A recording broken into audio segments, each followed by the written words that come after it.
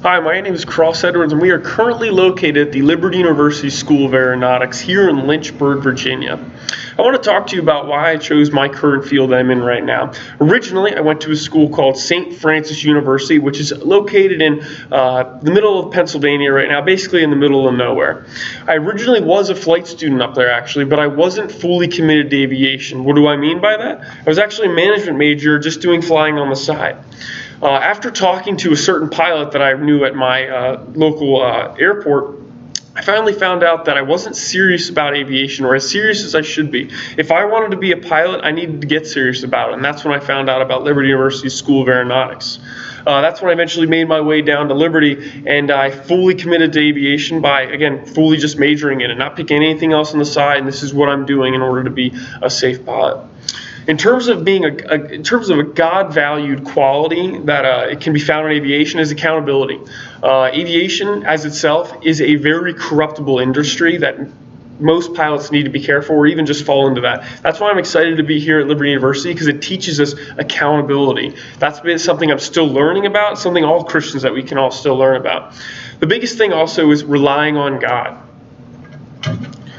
As a pilot, I rely on this thing called an E6B. It's a flight computer, and it is ancient. As you can see, you still just rotate it to get your calculations down. But it's imperative to me as a pilot, especially when I'm in my training. This tells me my ground speed, how much fuel I'll have. I rely on this instrument in order to make correct assumptions about flying. That's the same thing we can do with God.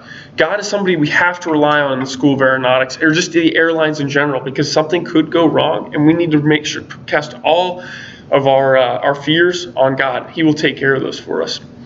How can this benefit my classmates in general? Stay accountable to not only yourself but your family. God's watching no matter what we do, and He always wants the best for you, and no matter what.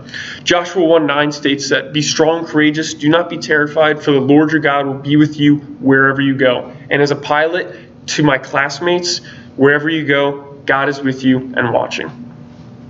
For a persuasive speech, I want to talk about creationism versus evolution as a social problem. I know, it doesn't sound like much of a social problem, but I think it's imperative to us as Christians. Now, I don't want to sit here and tell you about, oh, we need creationism in school. Evolution's wrong. All right, we all know what the general belief is of Christianity. I just want creationism to be identified in the school and be taught to teach diversity of thought. That's a God-valued outcome that I think we can all agree on.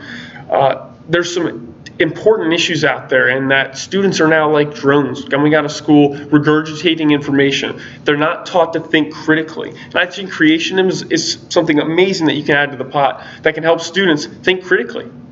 It creates that diversity of thought that is imperative, that critical thinking that students need. How can a speech like this benefit you, my classmates? I would say just keeping a mindful eye on the curriculum that your students are on. It's easy to be a non-Christian and not listen to the facts, or just let everything go on. I recommend for students, my classmates, that you need to teach those students, teach as my parents did, how to keep a mindful eye on your students and keep your beliefs as a strong fold in the family. Thank you very much for listening.